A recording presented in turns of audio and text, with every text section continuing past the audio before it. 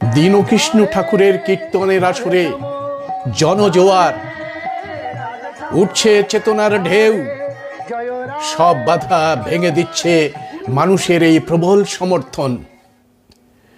আজ সকালে ক্যানিং থানার গোলাডহরা কীর্তন কমিটি আমাদের ফোন করে জানিয়েছিলেন যে আইসি ক্যানিং নানা কারণে দীনকৃষ্ণ ঠাকুরের কীর্তন বন্ধ করার আদেশ দিয়েছেন।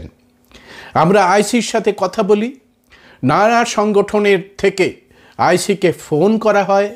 অবশেষে পুলিশের সম্পূর্ণ সহযোগিতায় অনুষ্ঠিত হচ্ছে এই কীর্তন গান। মন দিয়ে শুনবেন মায়েরা, ওই বয়স্ক ভদ্রলোকটা এখন দেখছে ছেলে পুলে কিছু নেই, আমার মরার টাইম হয়েছে, আমি যদি মরে যাই আমার বুড়িকে দেখবে কারা?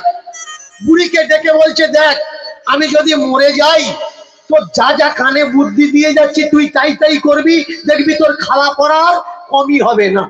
বলে গ্রামের মানুষের ডাক দে। বুড়ির বুদ্ধি দিয়েছে আর গ্রামের মানুষের ডাক দিয়েছে।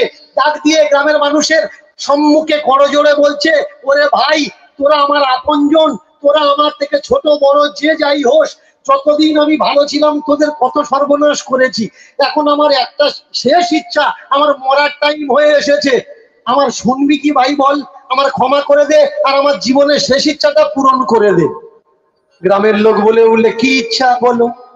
ক্ষমা যখন কেউ চাইছে তার আর কোনো থাকে কিছু? ক্ষমাই হলো সকলার শেষ। এইবার হয়েছে কি মজার বিষয়, বাবাজি ওই বয়স্ক ভদ্রলোকটা পাড়ার লোকেদের সামনে করজোড় করে বলছে, বাবা আমি যেদিন মরে যাব, মরার পরে আমার পোড়াস নি যেন, তবে কি মাটি দেবো, সমাধি করবো? বলেন না সমাধি দিসনি। তবে কি গঙ্গায় ভাসিয়ে দেবো? বললেন না ভাসাসনি। ওই 3 রাস্তার মোড়ে না একটা বাঁশ আমার পিছন থেকে ঢুকিয়ে দাঁড় করিয়ে রেখে দিবি, রোদ্দুরে শুকাবো, ছিলে আগে আমার খাবে, তবে আমার পাপের সাজা হবে। গ্রামের মানুষরা মনে মনে করলে, সহজ সরল মানুষ, বয়স্ক মানুষ বলেছে, সে অনেক পাপ করেছে, এইভাবে যদি তার পাপ ক্ষয় হয় আমরা তাই করব। ওরা চলে গেছে, শয্যাশায়ী হয়েছে বৃদ্ধ। বুড়িকে ডেকে বলছে, ও বুড়ি কি কি বলেছি মনে হচ্ছে তো? আমি আর বেশিক্ষণ বাঁচবো না। কথা বলতে বলতে খুব তাড়াতাড়ি বুড়ো মারা গেছে। বুড়িটা গ্রামের সব মানুষকে ডেকে বললে, তোদের মনে আছে তো তোর দাদু কি বলেছিল? বললে হ্যাঁ মনে আছে। এবার ওরা যাতে দাদুর না লাগে একটা লম্বা সরু দেখে বাঁশ কেটে, মরা দাদু যাতে ব্যথা না পায়।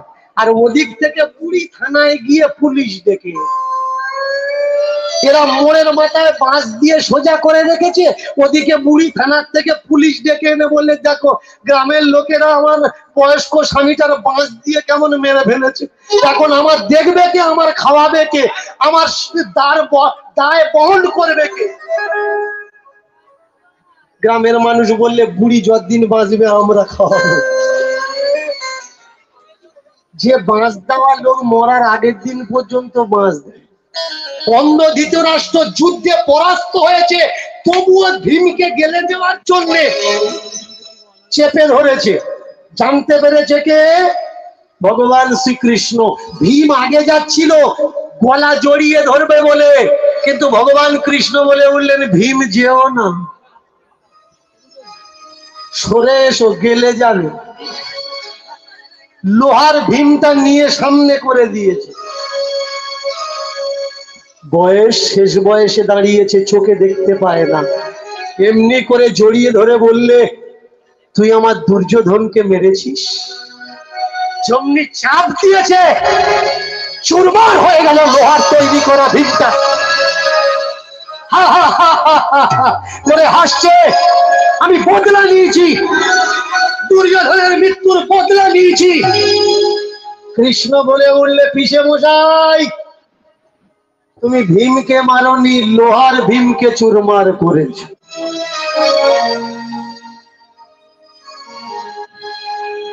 যত করবে চালাকি,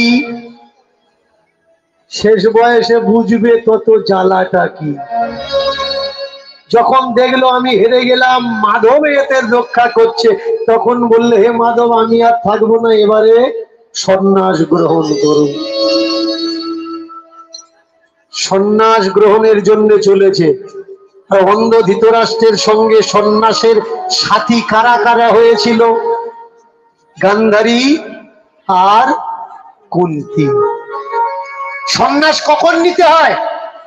সন্ন্যাস যদি অল্প জীবনে নাও তোমার সর্বনাশ হবে। তুমি একটা ভালো স্টুডেন্ট, পড়াশুনো করলে, আইপিএস এসএসসির পরীক্ষা দিয়ে ভালো একজন পুলিশের অধিকারী হতে পারতে, ব্যারিস্টার হতে পারতে, ডিএম হতে পারতে, এসডিএম হতে পারতে, উকিল হতে পারতে, ডাক্তার হতে পারতে, কিন্তু তুমি না করে তুমি ভজন সাধন করতে যাচ্ছ। তাহলে আমার সমাজ আরো এক পা পিছিয়ে গেল। আজকের আমার সমাজে যুব সমাজের দরকার কেন? এই যুব সমাজ শিক্ষা গ্রহণ করবে, তবে তো আমার সমাজে ডাক্তার, উকিল, ব্যারিস্টার বেশি হবে, আমার সমাজ থেকে দুঃখ দূরে যাবে। তো হয়েছে কি? হয়েছে কি? দরকারটা কি? শিক্ষার অগ্রগতি। কিন্তু কিছু বোকা মানুষ বিয়ে করে, বিয়ের পরে গুরু দীক্ষা নেয়, গুরু দীক্ষা নিয়েছে, বউ ঘরে রেখে সন্ন্যাস ধর্ম গ্রহণ করেছে, বউ বাচ্চা ঘরে আছে, আর উনি পুণ্য করার জন্য তীর্থে তীর্থে ঘুরে বেড়াচ্ছে। বলুন তো মায়েরা, স্ত্রী যদি পাপ করে সেই পাপের ভাগ স্বামীর নেওয়া লাগে, আর স্বামী যদি পাপ করে স্ত্রীকেও সেই পাপের ভাগ নেওয়া লাগে। স্বামী পুণ্য করলে সে পুণ্যের ভাগ স্ত্রী পায়, শাস্ত্র বিধান।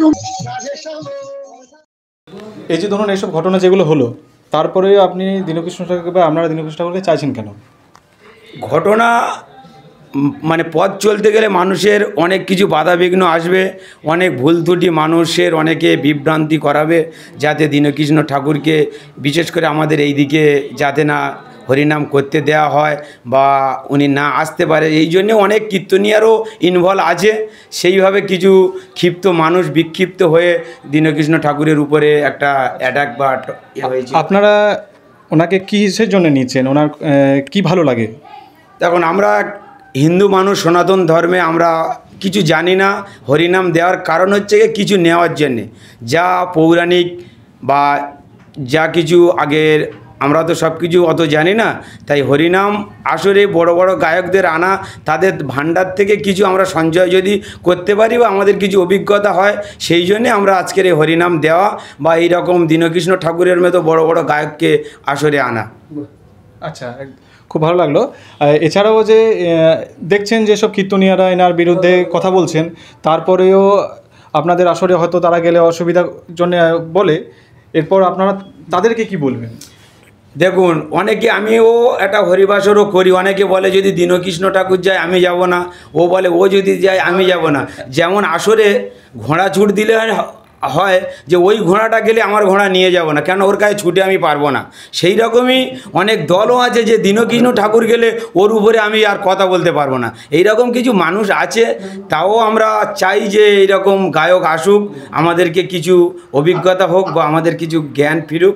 সেইভাবে আস্তে আস্তে ইয়ং জেনারেশন তো হরিনামের দিকে অনেক এগিয়ে গেছে, অনেক। আচ্ছা, আমাদের মাঝে ইয়াং জেনারেশনের মধ্যে আছে, তাকে জিজ্ঞাসা করছি যে কেমন লাগে গান? খুব ভালো লাগে এবং আমরা অনেক অভিজ্ঞতা পাই, অনেক সমাজের প্রতি অনেক জ্ঞান আসে, যেগুলো আমরা আগে জানতাম না বিষয়গুলো, সেগুলো অনেক জানতে পারছি। ভুল ভ্রান্তি যা আছে আমরা তো সংশোধন করার চেষ্টা করছি, কারণ উনি তো মানে সমাজকে সংস্কার করার চেষ্টা করছে, যেগুলো কুসংস্কার দূর করার চেষ্টা করছে। তার থেকে অনেক অভিজ্ঞতা পাই, তার জন্য অনেক দূরে থেকে ছুটে ছুটে আসি ওনার গান শোনার জন্য। আচ্ছা, দীনকৃষ্ণ ঠাকুরের নিয়ে একটা বিতর্কিত নাম, বিতর্ক উঠছে, চতুর্দিকে বিতর্ক উঠছে। গতকাল জয়নগরের আপনারা নিশ্চয়ই খবর পেয়েছেন, ওনার হরিবাসনের ওপরে বিভিন্ন RSS বিজেপি গুন্ডারা আক্রমণ করেছিল। সেখান থেকে মায়েরা তাড়িয়ে দিয়েছে, মায়ের ঝেরা জলমধ্যে তাড়িয়ে দিয়েছে। তো এরপরেও আপনারা কেন ডাকছেন? দেখুন, দীনকৃষ্ণ বাবা সত্যি, আমরা ওনার গান শুনেছি ইউটিউবে, ওনার গান শুনে সত্যি আমরা মুগ্ধ।